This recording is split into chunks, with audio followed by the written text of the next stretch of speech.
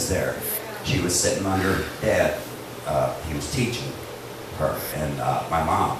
They laid their hand on me. I mean, they cut my pants open. They laid their hand on it, and I watched that bone go back into. I watched it go back into me. So nobody can tell me God don't heal. Right. I have witnessed it myself. I have a tiny scar. And when they took me to the hospital, all they saw was a little cut there. They took x-rays. Bone wasn't broke. But God left a mark on me. On my back is the number 7. 7 is completion. I have a scar of a 7. My house key. I carried a big wad of keys, and many of you have heard this testimony before, but I'm going to tell it again for those that haven't. Where I worked, I controlled a lot of the doors and a lot of the machinery and stuff, so I had a big wad of keys. And I'm talking 30, 40 keys on this key ring. It was a big key ring. The only key, when we was in that accident, the only key that was bent was my house key in the shape of a 7. Wow. Jimmy didn't make it. We hit that bridge abutment. We was doing 100, well over 120, I'm sure. But when we hit it, it was 98 miles an hour. That's where where the cable snapped and the needle stuck. 98. The car was cut slap in two. The motor was sitting on the other side of the bridge abutment. Ripped the motor out of it. I guess. As the motor and the transmission was coming through, it was trying to take me with it. It spun through the car, cut the car in half, ended up on the other side of the bridge abutment. They took the car away in 3 pieces. I'm still here. Amen. Don't tell me my God can't do miracles. Amen. Don't tell me he doesn't watch over. I wasn't a Christian then, but my mother and my father and the many church people, Bibi, I know you was one of them, God bless your heart.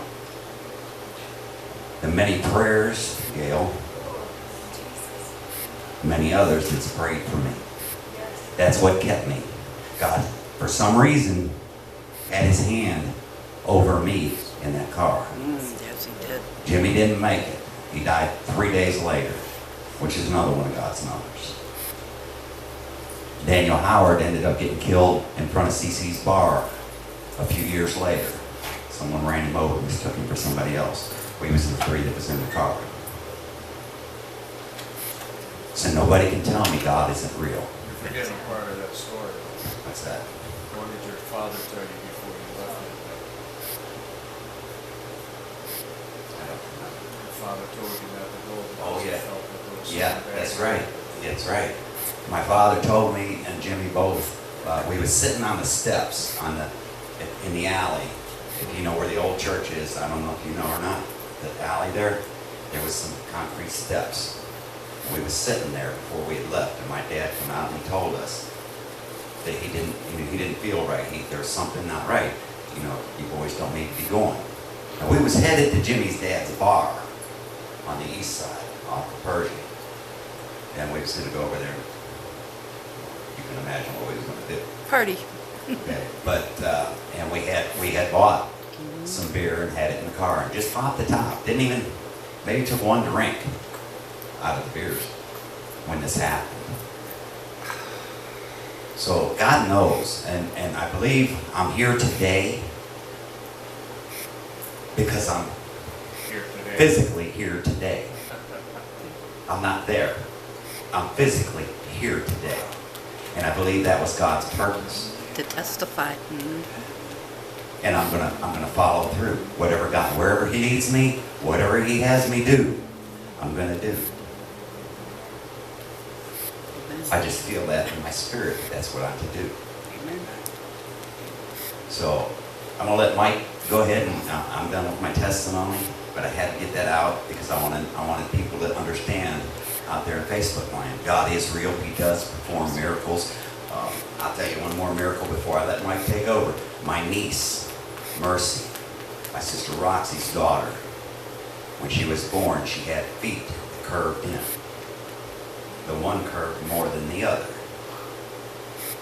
And the doctors couldn't do nothing for it. They tried to put braces on and everything. They couldn't get her feet to straighten out. They wanted to do surgery and all. And way they was twisted, even the surgery, I guess, wouldn't have worked, from what I'm understanding. I may be telling that part wrong. I don't know. If I am, forgive me.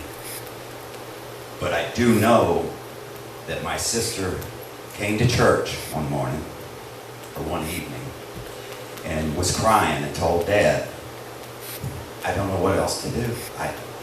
We prayed and prayed and prayed and prayed and prayed. He said, he opened his Bible up. He said, lay that child's feet on this Bible. She laid her feet on the Bible.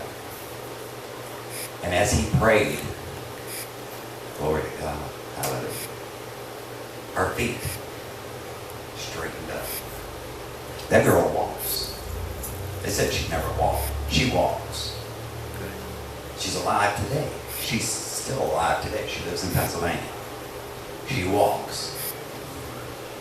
She was not too keen in the mind, but at this day, she can understand things. She's pretty smart, I think. I mean, pretty average, pretty smart. So that's another miracle. And I can go on with many, many, many, many, many more. So, Satan, if you come at me and you try to tell me that God doesn't perform miracles, if you tell me he's not real, you better check yourself, because I know better. I read the beginning of the book, and I read the end of the book. Your end, I wouldn't want to be in. Praise God. Now, I want to share. Oh, wait a minute. I got Tim going now. Praise God. Hallelujah. You're going to share some testimonies about God's healing. Yes. Sandy's mother, they put her in the hospital and they gave her just a short time to live. For 9 months, Brother Pierce would come crying that they wasn't given much hope. And I remember having a dream. And in the dream, I had walked into her room. And I didn't know what it was at the time, but now I know it was the glory of God. It seemed like glitter.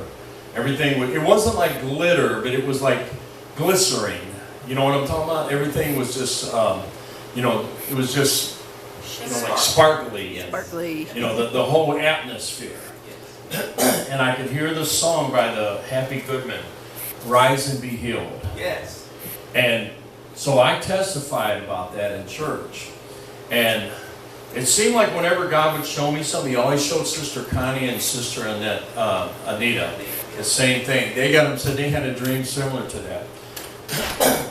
Next thing you know, the doctor said, well, she'll live, but she'll never be able to walk again. A month or two later, he come back and he said, well, she's walking, but she was going to need a walker the rest of her life. A month later, well, she don't need that walker anymore, but her kidneys will never function again.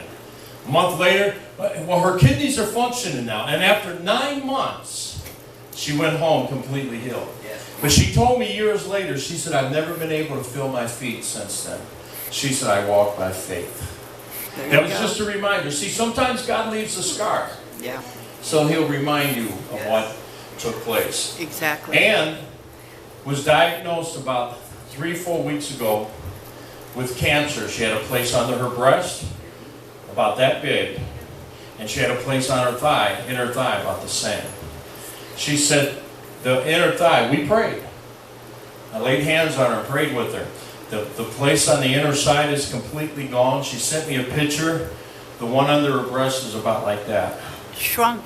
She was supposed to went back to the doctor 2 weeks ago, but she got the flu and was sick, so she couldn't go.